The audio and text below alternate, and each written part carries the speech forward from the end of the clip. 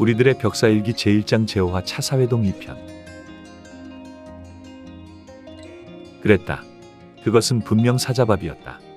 야, 이게 다 뭐래? 우와, 이거 사자밥 아닌가? 요즘도 사자밥을 아는 사람들이 있나? 그게 뭐가 중요해? 일단 우리 차려준 사람 성의를 생각해서 먹고 갈까? 먹지 않으면 그게 또 예의가 아니라고. 서로의 얼굴을 바라보며 만족스런 웃음을 지어 보이는 차사장과 직부사자 그리고 감제사자 세 차사들은 그대로 밥상 위에 앉아 제사상에 차려진 사자밥을 개걸스럽게 먹어대기 시작했다.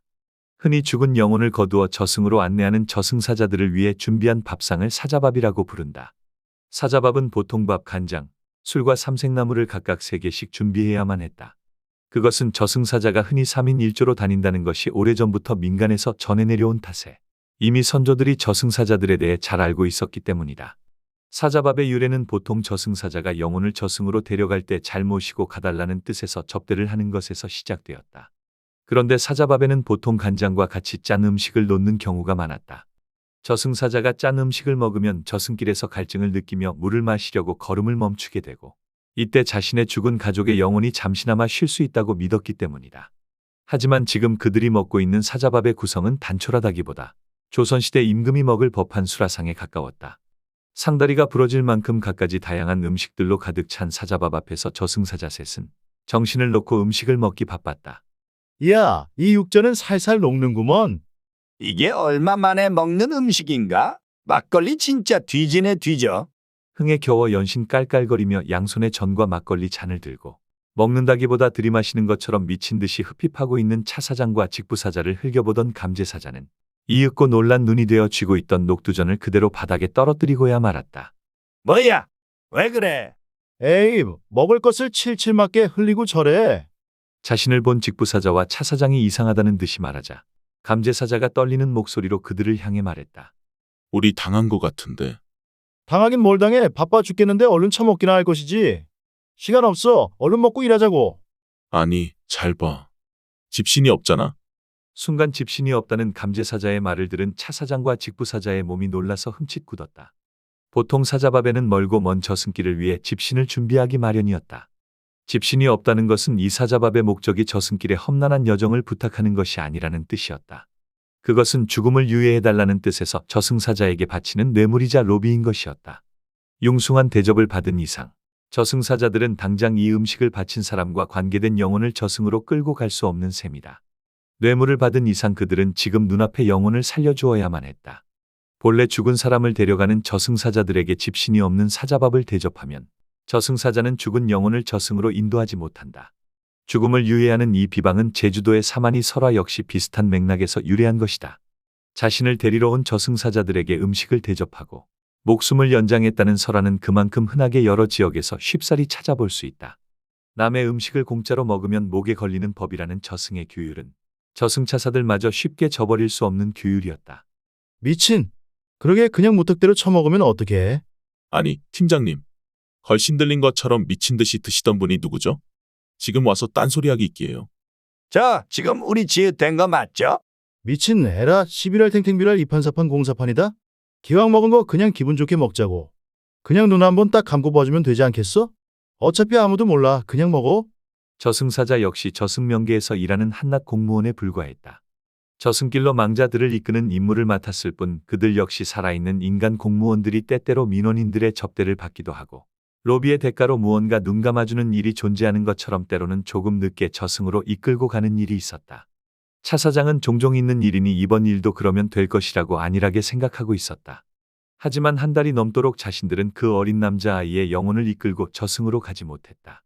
갈 때마다 상다리가 휘어질 만큼 잔뜩 차려진 엄청난 사자밥을 본 순간 무언가에 홀린 듯이 자리를 잡고 앉아 미친 듯이 먹어대기만 했으니 그렇게 사자밥 뇌물을 먹어댄 지가 벌써 횟수로만 3번째였다. 잘 들어. 4번은 없어. 오늘은 절대 안 돼. 정신 똑바로들 차려. 우리 다 뒤진다고.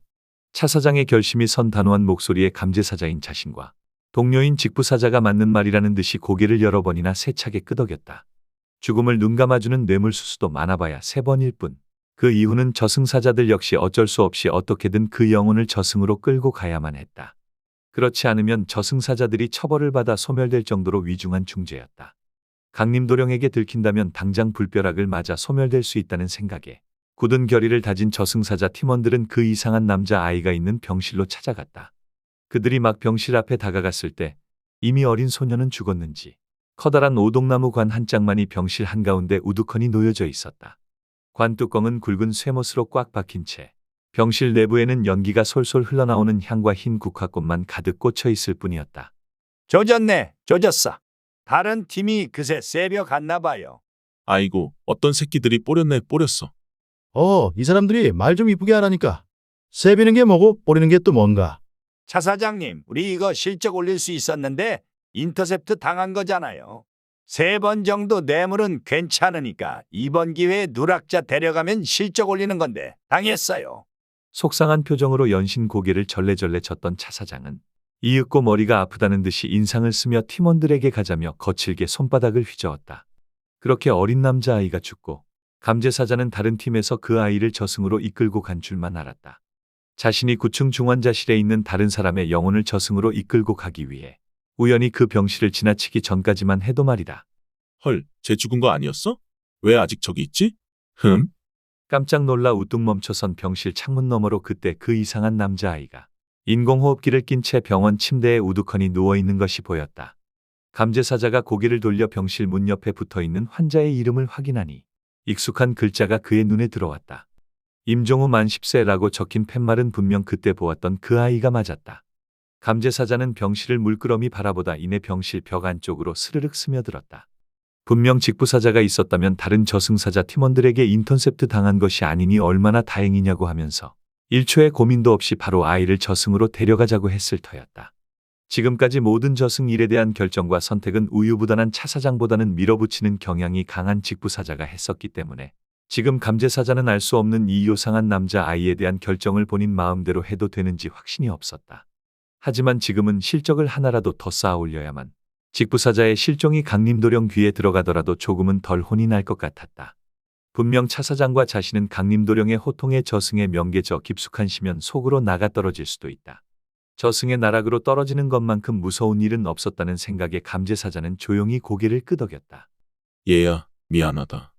내가 살려면 너라도 데려가야 할 것 같다. 근데 말을 참아 있지 못하고 어린 종우의 얼굴을 물끄러미 내려다보는 감제사자는 마음 한구석이 저릿해왔다. 감제사자가 2미터 가까이 되는 커다란 몸통에서 머리를 내밀어 자신의 아래를 내려다보았다. 이제 막 10살에 접어든 어린 남자아이는 의식이 없는지 작은 두 눈을 꼭 감고 새근새근 잠들어 있었다. 그 옆에는 작고 가느다란 남자아이의 하얀 손가락을 행여나 부서질 새라 조심스럽게 잡고 있는 늙은 할머니 하나가 엎드린 채 잠들어 있었다. 행색은 후질근했고 삶의 고단함이 얼굴 전체에서 뿜어져 나왔다. 한참을 울었던 것인지 눈물 자국이 메말라 거친 주름진 얼굴에 덕지덕지 묻어 있었다. 본래 감제사자인 자신의 임무는 사람이 죽었을 때 그 영혼들이 당황하거나 혼란스러워하지 않도록 다독거리는 것이었다. 그래서 자신을 붙잡고 하소연을 하거나 울부짖으며 억울하고 힘들었던 자신의 인생사를 털어놓는 영혼들이 많았다. 그래서일까 자신은 사람들의 얼굴을 유심히 바라볼 때마다 저마다의 사연과 슬픔의 마음 한구석이 아려왔다. 감제사자는 옅은 한숨을 한번 내쉬고는 며칠의 시간을 더 주기로 결심했다. 감제사자는 만약 자신의 이런 감정적인 결정을 사라진 직부사자가 보았다면 있는 구박 없는 구박을 한가득 할 것이라는 생각이 들었다. 그래, 실컷 구박을 해도 좋으니 좀 나타나봐. 도대체 어디 있는 거야? 사라진 자신의 팀원인 직부사자를 향해 애타게 소리치며 감제사자는 우선 자신의 발톱을 잘라내어 그 아이 소나귀에 쥐어주었다. 일단은 조만간 자신이 데려가겠다는 표식을 남겨두었으니 다른 저승사자 팀에게 이 아이를 뺏기지는 않을 것이다. 표식이 있는 이상 자신이 먼저 찜해두었으니 가로채었다가는 저승사자 팀원들 간에 대놓고 전쟁인 셈이다. 사실 지금 다른 저승사자들은 십수년 만에 나타난 화마의 존재를 수소문하며 찾으러 다니며 각자의 명부에 적힌 담당 영혼들을 저승으로 보내느라 여유가 없었다. 아마 그래서 다른 저승사자 팀들 역시 이 어린 남자아이의 영혼을 신경 쓸 새조차 없을 것이 분명했다. 저승사자로서 일한 지 몇백 년이 채 되지 않아 신출내기에 불과한 감제사자 자신이 강림도령을 직접 대면하여 보고를 올릴 만한 것은 명부 누락자를 보고하는 것밖엔 방법이 없었다. 차 사장이 강림도령이라고 하면 학을 떼니 자신이라도 강림도령을 찾아가 만나야만 했다. 자신도 강림도령이라고 하면 무서워서 이가 덜덜 떨릴 지경이었지만 직부사자가 사라진 이 상황에서 더 이상 물불을 가릴 처지가 아니었다. 그렇게 자신의 사자발톱을 종우라고 하는 남자아이 손에 쥐어준 것이 일주일 전의 일이었다. 감제사자는 종우라는 아이를 다시 한번 살펴본 뒤 오늘은 꼭 저승으로 데려가야겠다고 결심했다. 감제사자는 황급히 병실로 몸을 옮겼다. 간호사들은 카트를 끌고 정신없이 병동을 돌아다니고 있었고 환자들의 고통에 앓는 끙끙거리는 신음소리가 간간히 병동 사이를 맴돌았다. 감제사자의 기운이 병실 앞에 서리기 시작했을 때였다. 그동안 평온히 잠들어 있던 종우의 몸이 파르르 떨리더니 경련을 일으키는지 몸이 위아래로 들썩이고 있었고 몸에 연결된 심장박동기의 그래프가 심하게 요동치기 시작했다. 그런데 그 순간 갑자기 번개가 튀기듯이 파란 불꽃이 번쩍이더니 감제사자의 앞을 가로막는 거대한 무언가가 생겨났다.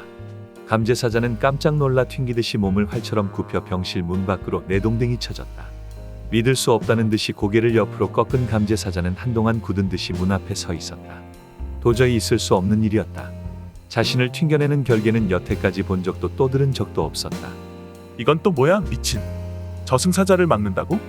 감제사자의 검은 두 눈이 당혹감과 두려움으로 파르르 떨리고 있었다.